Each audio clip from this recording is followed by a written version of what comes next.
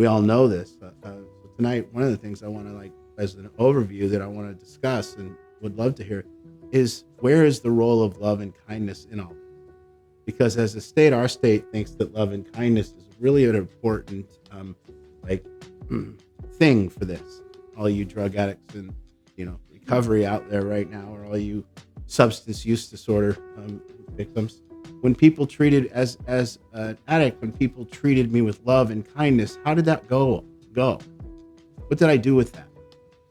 Did that make me change, or did that make me stay the same? Where did that come in? So what is this role of, because there's a big notion out there that there's some lack of love, that if we could just love these people more, that they would somehow want to be better than they're currently being, but it doesn't seem to work that way. I was 7 years old, and I was at my grandmother's funeral, and I was walking around the funeral, and I was seeing all the people that were crying and sad, and my mom was crying and sad, and I was 7, and I thought to myself, well, geez, I don't feel like crying. But boy, I was in inner turmoil as a little kid, and I still remember it. I remember exactly where I was. I remember the smell and the feel of the place. I remember it all because I had a decision to make. Does a good person not cry at a funeral? So I had a choice. So what I did was I started mustering up some tears. And I remember putting on this little performance as as somebody 7 years old, trying to show people that I really cared about my grandma. And I started getting the fake tears. And then as I started like crying a little more, I started maybe feeling sorry for myself. So the tears really got real. And I was really proud of myself for this performance, because now I'm a good person.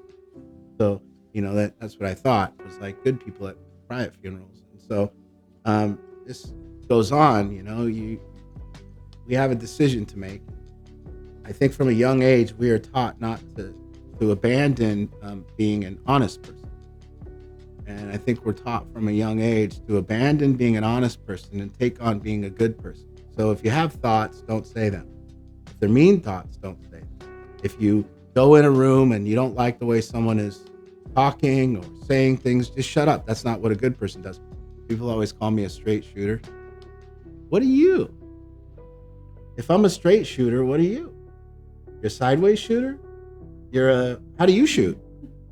So I always thought it was odd when everyone said, oh, that art guy, he really tells it like it is. He's a straight shooter. And I always think to myself, what do you do? You're calling me a straight shooter. What do? You don't shoot straight? You don't say it? Why? Why don't you say it? So I always found it odd because I didn't find myself different than other people. I didn't find that something good about myself. I just found it I was like, I don't know how else to be. So at some point, you begin to put on this thing, and we are telling people, and we become, in our families, either we say we want good people or we want honest people, but can you be the same? Can you be both? Can you be a good person and can you be an honest person? So for me, when I got sober, what happened was I saw the discrepancy in how I tried to perform. I saw myself in all these scenarios. You get to elementary school and you're just trying to go to recess. And so that's pretty much all elementary school is about, is getting to recess and getting to play more and getting in the game. But then you get to junior high and there's something to do there. Because now you got to define what a good person is in junior high. And for me, what that meant in junior high was I had to be a cool person. Don't say anything stupid, fit in. I got to get the good looking girl, not the ugly girl. I got to, there was work to do there. And even to the point where for me, if I really liked the girl, but she didn't fit in my social circle and my friends would make fun of me, then I couldn't date that girl, you see? So I had to define myself as what it meant in junior high to be cool. By the time I got to high school, it was just locked in. This is the kind of person that I would have to be. And I make fun of people and hurt people. And it didn't matter to me because it wasn't about being a good person and it wasn't about being an honest person. It was about fitting in. And so this is how I fit in. And so it was when I look back and I go to my high school graduation now, I just spend the whole time apologizing. I'm sorry. I made fun of you. I'm sorry. I made fun of you. I'm sorry. I made fun of you. I was trying to be cool, Sorry I didn't date you. You were beautiful, but I couldn't date you because you weren't a cheerleader and you weren't in the know. So there it was. And so when I got into drug addiction, all this goes out the window. It's not a good person or it's not an honest person. Neither one really matter, But then you get sober and something happens. You get sober right now and you have a choice to make. Families have a choice to make. Are you going to be a good person or are you going to be an honest person? The problem is they've set a precedent as a family to not hold each other accountable, but to rather be good people.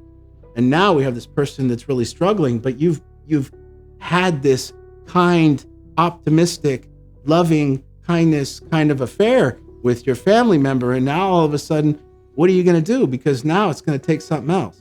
I see all these good people trying to help addicts. I'd like any of you in the room that's been an addict and kind of shine some light tonight if whether a good, kind person has ever been able to help you. And what you do, how you chew up a good, kind person and spit them out. And how you manipulate a good, kind person and spit them out. So I guess there's a lot of things that we need to define. We need to define what our definition of a good person is. And we need to define our definition of what an honest person is. And so maybe if you don't understand that you're not honest with yourself, well, you haven't woken up, maybe. You haven't looked at the devious nature of this thing in our head that has false motivation most of the time.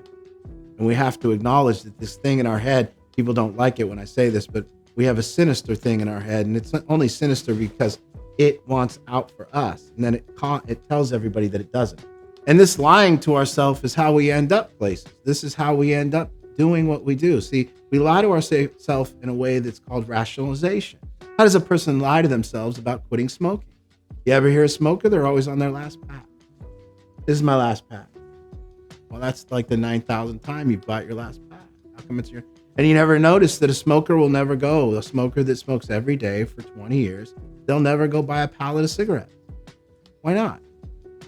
Would you see? You're not settled in. There's too much guilt in buying a pallet. And then you're saying you need that rationalization. You need to lie to yourself that you're going to quit to keep smoking guilt-free. So you need to actually continue to rationalize it through that lens. To be honest with yourself, for me, meant, man, I'm going to have to get really good at looking at my own motivation and being truthful to people about what that is. So why do I help people? Why do I do what I do? No, see, I help people because I care so deeply about the human suffering, and I just don't want anyone to suffer. See, that's what a good person says. What I say is I begin to help people because that's all I knew how to do, and it was for me. It made me feel important to help people. It made me feel like something. It made me feel like I matter, and I thank all the people I help because that's the only way I felt like I matter. But do I care more than other people? I can't claim that. I can't claim loving and caring, and there's loving and caring art. I'm any different than any of you. That doesn't exist. I still have my own shit. You know how hard it is to care about other humans? It's tough. It's tough trying to care about other humans. It's really tough, and people expect me to do it because I help people. But why? I have to sit home and guess what? I got to pay my car payment. I got to pay my mortgage. I got to deal with this body that's out of control hormonally and depression, and I got to deal with all my own shit. And then if I can get through my own shit for a little bit, I can get out there and really think about someone else and see if I can benefit their life. But that's a tough sell in a day. To be honest with you, I can't really say that. And so at a long time, why I'm a straight shooter is at some point that I gave up being a good person in lieu of being an honest person. And when I did that, I had to cultivate the ability to be honest and still be liked. Can we help people with love? And that's a debate. Can love help someone? Because the premise out there in the world is that we would solve addiction if people just got more love. That someone's today I heard someone say, we go down and we get to the street level addicts, or we go down to the street and we see an addict and we bring them a sandwich and we talk to them. And the person said, it then just changes the direction of their day. And I went, that's a good person that thinks they're a good person. But no, it doesn't change the direction of the person's day. And if you've ever had a family member that's addicted to drugs and alcohol, and you think love is going to change the direction of their day, you're insane. It doesn't. That's the job. So the job then of the people around people that are suffering seems to be to apply, in our state, to apply kindness and love. When the application of kindness and love is applied to addiction, addiction grows. It doesn't diminish. So when you apply kindness and lovingness to a drug addict, the behavior flourishes. The behavior grows. So when people that are good people rather than honest people begin to try to help people that are suffering from this, it doesn't go too well. And it sets a precedent that the person then can behave how they want and then gaslight the other person back. Gaslighting is when a nice person is trying to help a person that's suffering, and then the nice person, or then this person suffering, says you're the problem and your behavior sucks.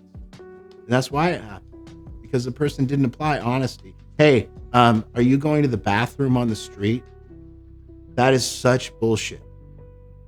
You are a human being that can go to a toilet, correct? Yeah? Well, then go. Are you smoking drugs openly in front of people? Are you smoking drugs in my home? No. You notice a good person's motivation is always pure. And they'll tell you it's always pure. So I'm very leery of good people with pure motivation because I've looked at my own. I've studied my own. And almost never is it pure. Almost always is it about me. Almost always is it about my life, my journey. And I would say you would have to be a really well taken care of person, socially, lovingly, mentally, financially. If you got there, you would have a self that didn't have much to do. Whether I'm going to be an honest person or whether I'm going to be a good person, I don't tell it like it is. I tell it like I think it.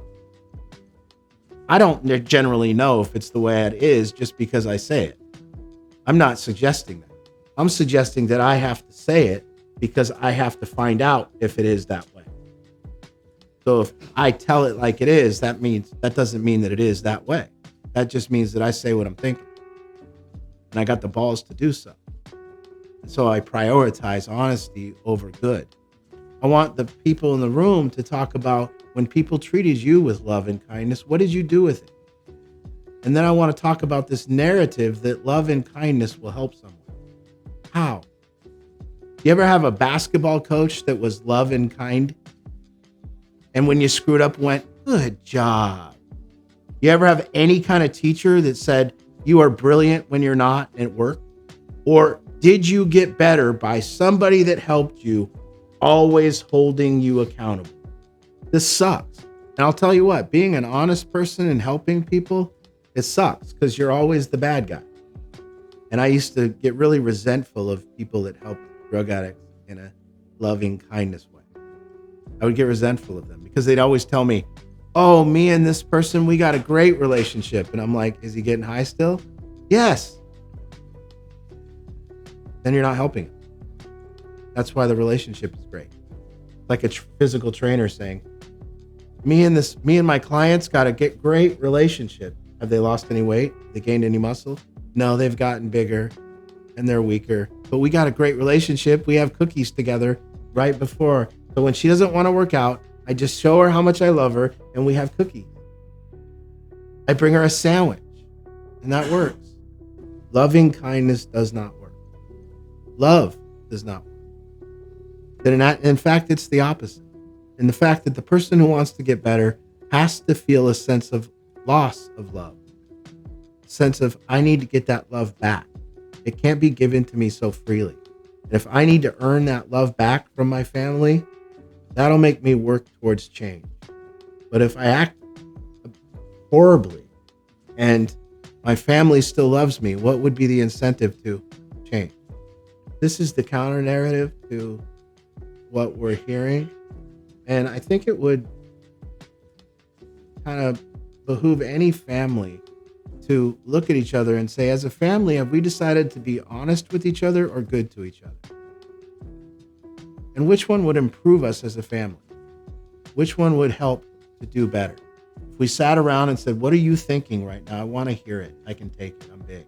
And what are you thinking right now? I can take it. I'm big. So there's our challenge. We are here to help people. We are here to understand our family. We are here to connect. We're here to do this. And what does it?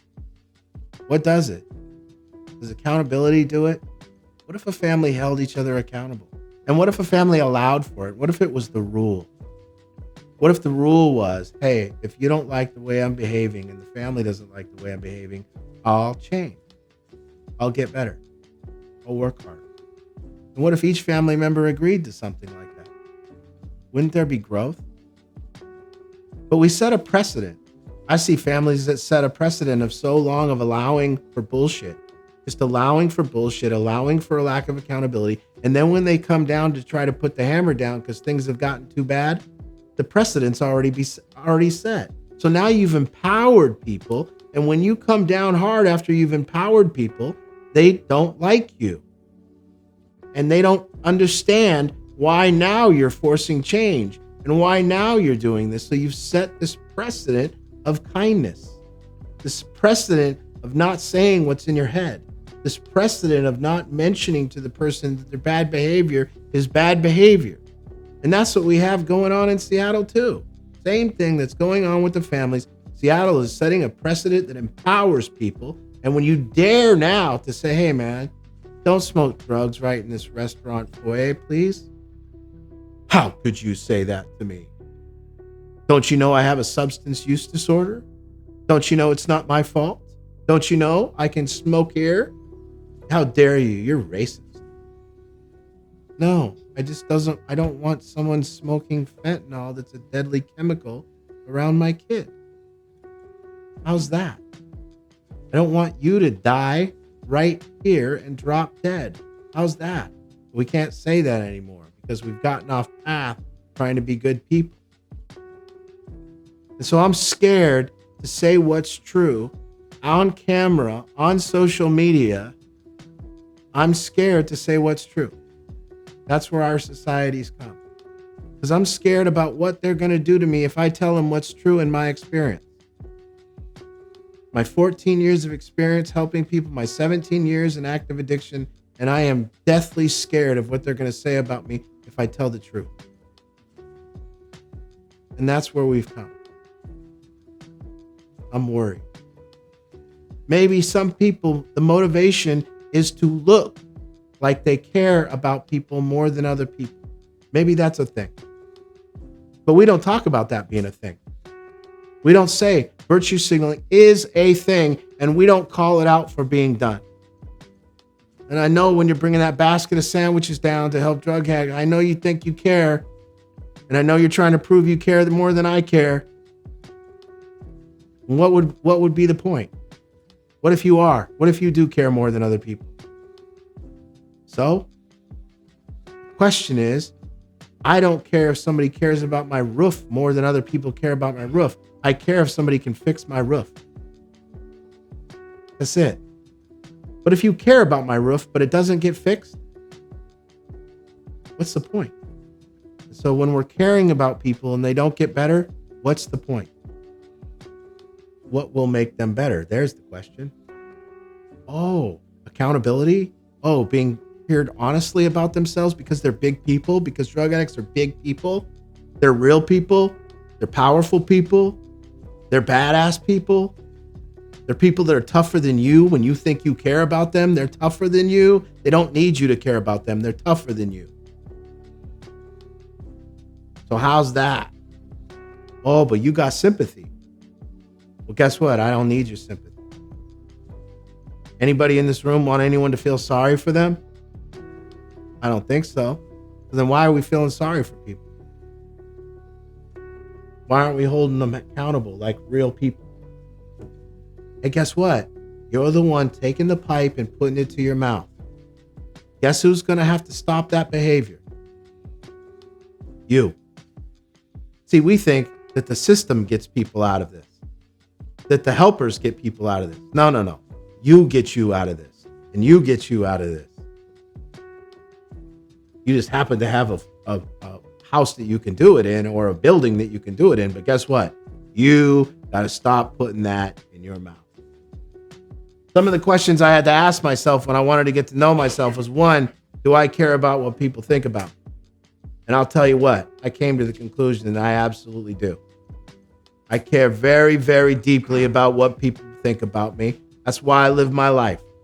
And I have to balance what people think about me with the truth, whether I say it or not. You know, we got a filter, right?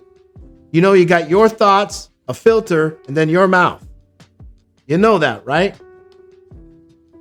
How much do you say without the filter?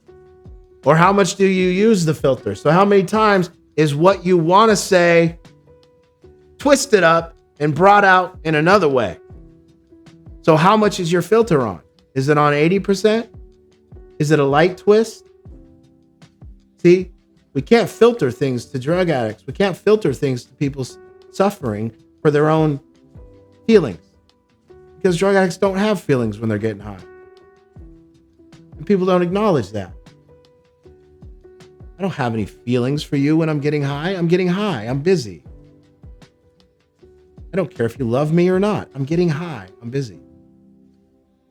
You tell me you love me when I'm getting high. What I hear is keep getting high. You love me? Great. I'm going to get some more dope. You love me? Great. Not coming home today. You still love me? Great. If you love me, give me some money. There's a behavior that's killing my kid. I don't want him to do it anymore. I'm going to give him money to do it some more. Why are you giving him money to do it some more?